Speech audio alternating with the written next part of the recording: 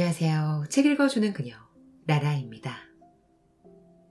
제가 오늘 소개해드릴 책은 40. 다시 만날 것처럼 헤어져라입니다. 이 책은 2023년 3월에 출간되어 현재 자기계발서 신간이자 베스트셀러인 책이에요. 출판사는 서삼도, 저자는 조우성님입니다. 이 책은 저자가 26년간 변호사로 일하는 동안 쌓은 경험과 지혜를 담고 있는 책이에요. 한 개의 기쁨이 1000개의 슬픔을 이긴다. 리더는 하루에 100번 싸운다로 많은 사랑을 받은 10만 베스트셀러 작가 조우성님의 신작입니다. 저자는 변하지 않는 관계는 없고 모든 관계에는 끝이 있다고 말합니다.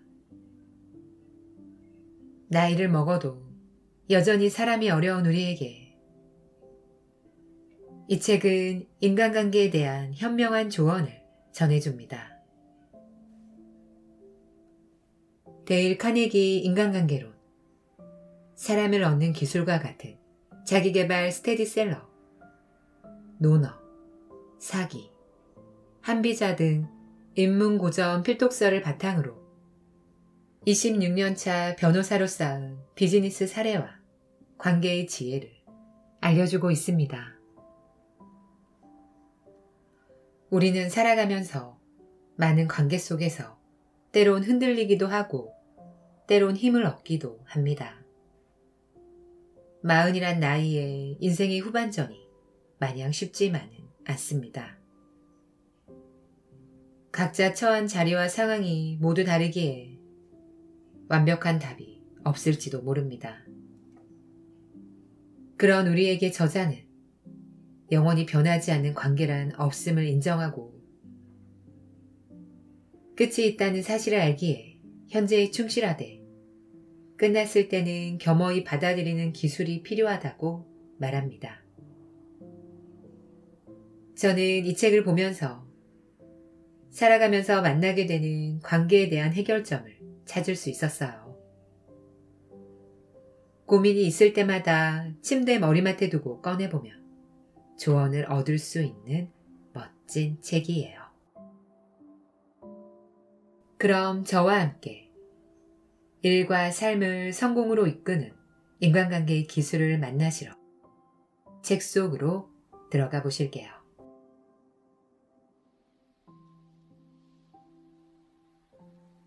관계를 다스릴 줄 아는 사람만이 인생을 내 뜻대로 이끌어갈 수 있다.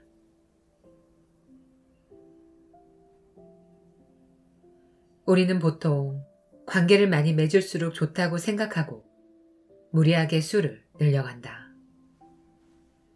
그렇지만 나무가 무조건 많은 열매를 맺을 수 없듯이 사람마다 본인에게 적합한 관계의 양이 있다. 그 양을 무리하게 초과하면 관계는 부실해진다. 내가 훈장처럼 수집했던 관계 속에서 새로운 불화와 갈등이 싹트고 결국 처치곤란한 가지와 열매 때문에 끙끙 속을 앓는다. 수확량을 욕심내면 나무가 상하고 만다. 농부의 목표는 열매 하나하나가 버릴 것이 없도록 최상의 품질을 유지하는 것이다. 관계도 마찬가지다. 가지치기가 필요하다. 관계의 나무를 건강하게 키우기 위해 결국 내 인생을 풍요롭게 만들기 위해서 말이다. 나 역시 지금까지도 사랑과 관계가 제일 어려운 문제임을 실감하며 산다. 그렇지만 내가 잘해서가 아니라 못나고 부족한 것이 많아 경험했던 것들을 바탕으로 이런 실수는 하지 마시라는 조언 정도는 할 수 있겠다는 생각이 들었다. 이 책을 쓰는 동안 나의 태도를 돌아보며 스스로의 변화를 많이 실감했다.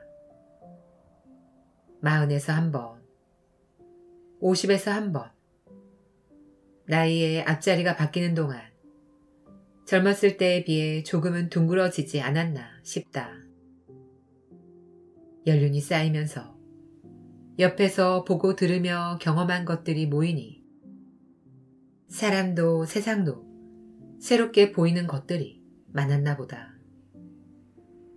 나도 이렇게 나이를 먹어가는구나 싶으면서도 그게 아쉽고 서운하게 느껴지지 않고 뿌듯하고 기분 좋다는 긍정적인 신호로 받아들여졌다. 여러분에게도 그런 변화가 조금이나마 생기길 바란다. 관계로 인해 내 삶이 조금은 더 풍요로워지고 안락해지길 바라는 분들에게 이 책을 바친다. 저자 조우성.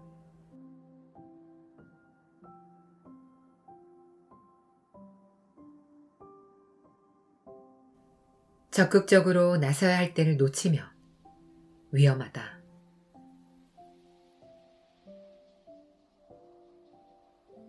고문 기업의 총무부장인 이 부장이 고민을 털어놓았다. 이 부장과는 업무로 알게 되었지만 나이가 동갑이라 친구처럼 지내면서 개인적인 이야기도 나누는 사이였다. 이 부장은 김이사 라인인데 김이사는 박이사와 경쟁 관계에 있다. 박이사는 자신의 우호 세력들을 모아서 대표이사에게 끊임없이 김이사에 대한 흠집 잡기를 해왔다. 박이사 측의 모함이 하도 어이가 없는 것들이라 김이사는 신경도 쓰지 않았는데 요즘 돌아가는 상황이 이상해졌다. 대표이사가 박이사를 지지하는 일이 많아졌고 김이사는 은근히 따돌림을 당하는 분위기란다. 솔직히 이해가 안 되는 것은 대표님의 태도입니다. 박이사 측 사람들의 말을 잘 들어보며 분명 사리에 맞지 않는다는 것을 금방 알 수 있을 텐데도 그 말에 현혹되어 판단을 잘못하시는 걸 보며 참 답답한 노릇입니다. 이 부장은 대표의 판단에 실망하는 눈치였다. 나는 이 부장에게 한비자에 나오는 이야기 하나를 들려주었다. 전국시대의 위나라는 강대국이었던 조나라에 태자를 볼모로 보내야 했는데 위왕은 태자의 수행원으로 방총을 같이 보내기로 결정했다.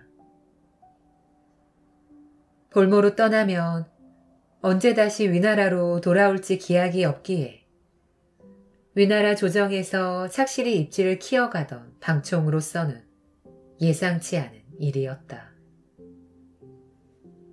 경쟁자들이 어떤 식으로든 자신의 빈자리를 노릴 것이 분명한데 방총이 멀리 떠난다는 것은 대단한 위험이었다. 그는 조나라로 떠나기 전에 왕에게 독대를 신청했다. 전하, 외람되지만 한 가지 여쭙겠습니다. 누가 우리 위나라 수도 대량의 시장에 호랑이가 나타났다고 말한다면 믿으시겠습니까? 방총이 뜬금없는 질문을 하자 왕은 그런 말도 안 되는 소리를 내가 어찌 믿겠느냐고 답했다. 방총은 이번에는 한 사람이 아니라 두 사람이 와서 같은 말을 한다면 믿으시겠냐고 물었다. 여전히 왕은 믿지 않을 것이라고 대답했다. 그러자 방총은 만약 세 사람이 같은 말을 한다면 믿으시겠냐고 물었다. 왕은 잠시 생각에 잠기더니 세 사람이 똑같은 말을 한다면 그건 아마도 믿을 것 같다고 대답했다. 그러자 방총이 말했다. 왕이시여, 우리나라 대량의 시장에 호랑이가 나타날 리는 없습니다. 호랑이는 아주 깊은 산속에서만 살지요. 그런데도 세 사람이 똑같은 말을 하면 없던 호랑이도 만들어냅니다. 방총은 자신이 조나라로 떠나면 자신을 거짓으로 비방하는 자가 있을까봐 염려된다고 말했다. 그러자 왕은 웃으면서 그 어떤 비방도 스스로 확인하지 않는다며 결코 믿지 않을 것이니 걱정하지 말라며 방총을 안심시켰다. 태자와 방총이 조나라로 떠난 뒤 얼마 지나지 않아 예상대로 방총을 비방하는 자들이 나타났다. 왕은 처음에는 그들의 말을 믿지 않았으나 여러 사람이 같은 말을 계속하자 결국 방총을 의심하게 되었다. 몇 년 후 태자는 볼모 생활을 마치고 위나라로 돌아올 수 있었으나 왕의 의심을 받은 방총은 결국 귀국하지 못했다. 방총의 우려가 현실이 된 것이다. 이 이야기에서 3인성호, 즉 세 사람이 호랑이를 만든다라는 고사성어가 비롯됐다. 설령 사실이 아닐지라도 여러 사람이 계속해서 같은 말을 하면 듣는 사람은 결국 그 말을 믿게 될 가능성이 크다. 그럴 만한 이유가 있을 거라 생각하기 때문이다. 아니땡 굴뚝의 연기나라와 비슷한 맥락이다. 그렇기 때문에 나만 오르면 되지, 내가 아니면 된 거야. 혹은 시간이 지나면 분명히 진실이 드러날 거야 라고 믿고 아무 행동도 취하지 않는 것은 매우 안이한 태도다. 김 이사나 이 부장 입장에서는 박 이사의 말이 모두 틀렸고 사리에도 맞지 않으므로 대표가 정확하게 판단할 거라고 믿고 별다른 대응을 하지 않았다. 하지만 이미 말이 말을 낳아서 호랑이가 나타난 상황이라면 더 늦기 전에 적극적으로 사실을 바로 잡아야 한다. 대표의 판단력을 아쉬워하고만 있으면 안 된다는 이야기다.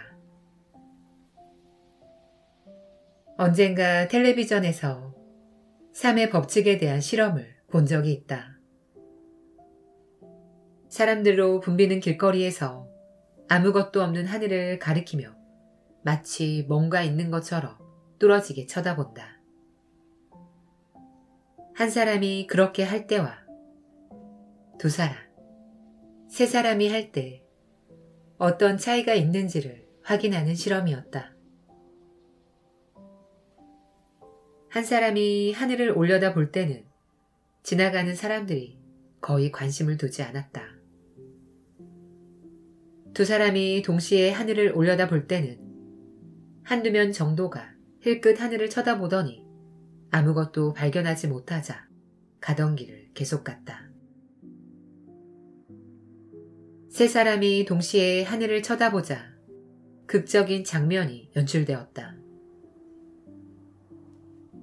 사람들은 가던 길을 멈춰서서 같이 하늘을 보고는 뭐가 보이는 것 같다고 웅성대기 시작했다. 즉, 한두 명 일대와는 달리 세 명이 동일한 행동을 하면 사람들은 뭔가 있어서 저 사람들이 저런 행동을 하는구나 라는 믿음을 갖게 된다.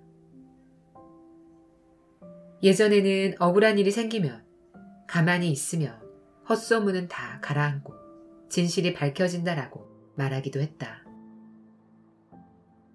또 침묵은 금이라는 말도 있다. 그러나 가만히 있는 것, 침묵은 상대의 말을 긍정하는 표시이기도 하다. 어떤 경우에는 적극적으로 반박하고 어필해야 한다. 특히 요즘처럼 소문도 빠르고 멀리 퍼질 때는 더더욱 그렇다.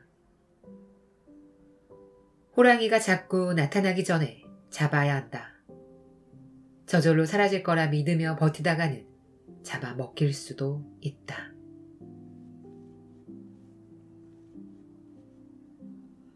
좋았다가 나빴다가 그게 인간관계다. 김 사장은 사업을 운영하다 크게 부도를 내고 형사처벌까지 받았다. 2년의 수감 생활을 마치고 사회로 복귀했고 재기를 노리고 있다. 마침 누군가 좋은 동업 제안을 해서 계약서를 작성하기 위해 나를 찾아왔다. 이런저런 이야기를 하던 김 사장은 과거의 인연에 대해 거침없는 독서를 퍼부었다. 내가 그들을 어떻게 챙겨줬는데 막상 형사처벌을 받자 전부 나를 떠나버리고 모른 척했다. 몸이 힘든 것은 참을 수 있으나 배신감이 너무 컸다. 하루빨리 재기해서 나를 모른 채 했던 그들에게 복수하고 싶다 등등. 그 분노의 마음은 충분히 이해할 만했다. 특히 자기가 힘들었을 때 등을 돌린 사람이 평소 굳게 믿었던 사람이라면 그 배신감은 더욱 크다. 하지만 복수심이 마음속에 크게 자리하며 조급해지고 그로 인해 객관적인 판단을 하지 못해 잘못된 결정을 내릴 수도 있다. 그런 의뢰인들을 여럿 경험해본 나는 김 사장을 진정시키기 위해서 사마천의 사기 중 맹산군 열전의 한 대목을 들려주었다. 춘추시대 제나라 제상이던 맹산군은 군주의 신임을 얻어 부귀와 명예를 한껏 누렸다. 휘하에 있는 식객 3,000명은 맹산군의 눈에 들려고 충성심을 경쟁하기에 바빴다.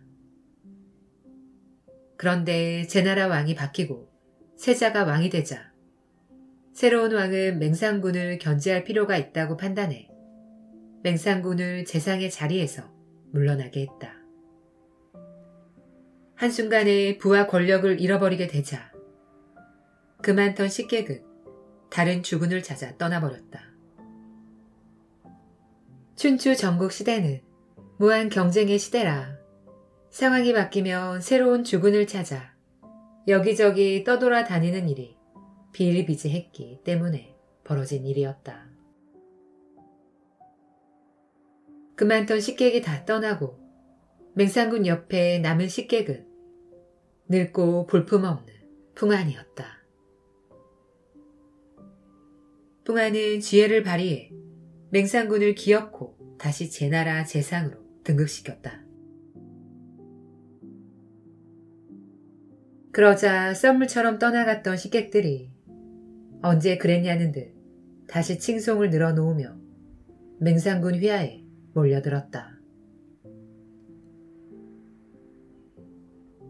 화가 난 맹산군이 그들을 내쫓으려 하자 풍한이 맹산군을 말리며 이렇게 물었다.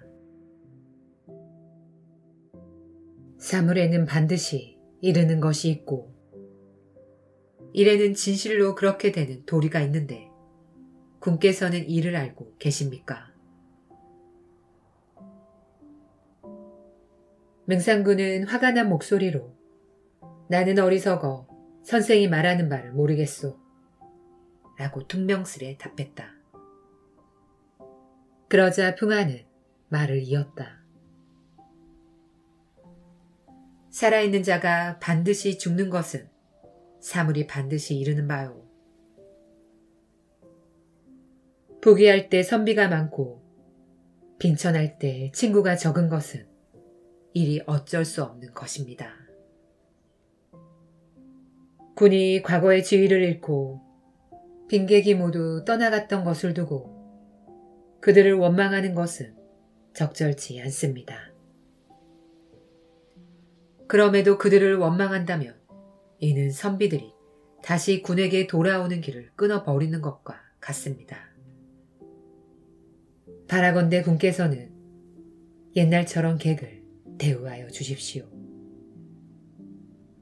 맹산군은 그 말을 듣고 크게 깨달은 바 있어 풍한에게 2번 절하며 말했다. 삼가 그 명에 따르겠소. 선생의 말씀을 듣고 어찌 감히 가르침을 받들지 않을 수 있겠습니까? 그러고는 환히 웃는 낯으로 예전의 식객들을 다시 맞아들였다. 맹상군은 그 후에 식객들의 도움을 받아 더욱 이름을 날렸다. 김 사장은 내 이야기를 듣더니 감탄했다. 그러고는 고개를 크게 끄덕였다. 원래 인간 세상이 그렇다는 말씀이지요. 씁쓸한 이야기지만 부인할 수 없는 현실인 것 같네요. 제 생각이 짧았습니다.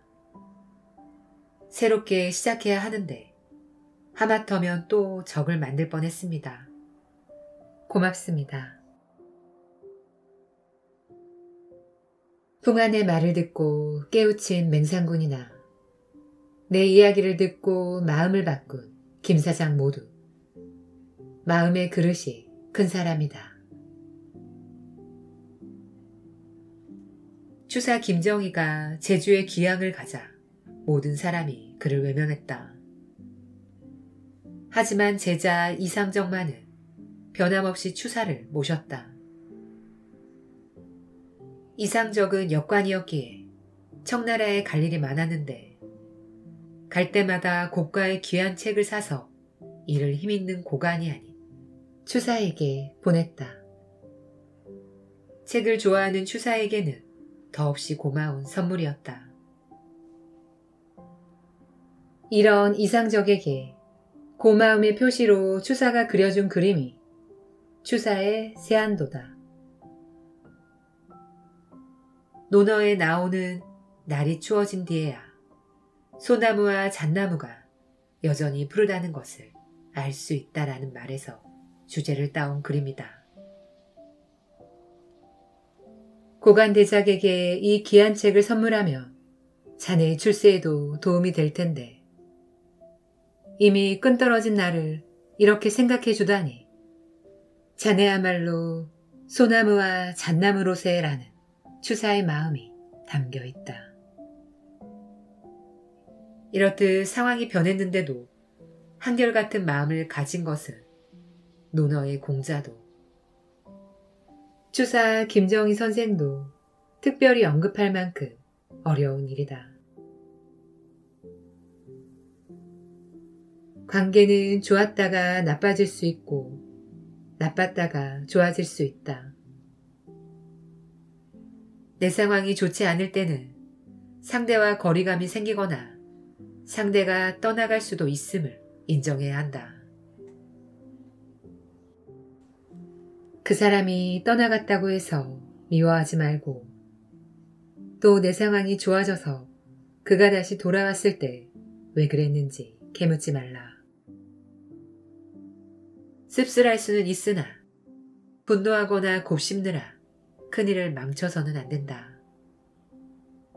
이익에 따라 움직일 수밖에 없는 부정하고 싶지만 부정할 수 없는 인간의 이기심과 나약함을 인정해야 한다. 어쩔 수 없는 자연의 이치이자 인간사인 것이다.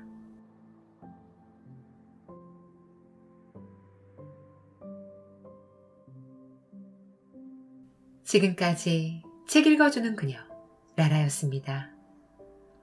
오늘도 끝까지 들어주셔서 감사드려요. 우리 구독자님들 새로운 3월 잘 지내고 계신가요? 저는 봄을 참 좋아해요.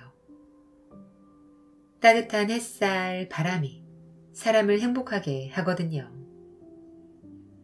우리 구독자님들도 늘 행복하시길. 저는 여기선을 응원하고 있겠습니다. 아시죠? 사랑합니다.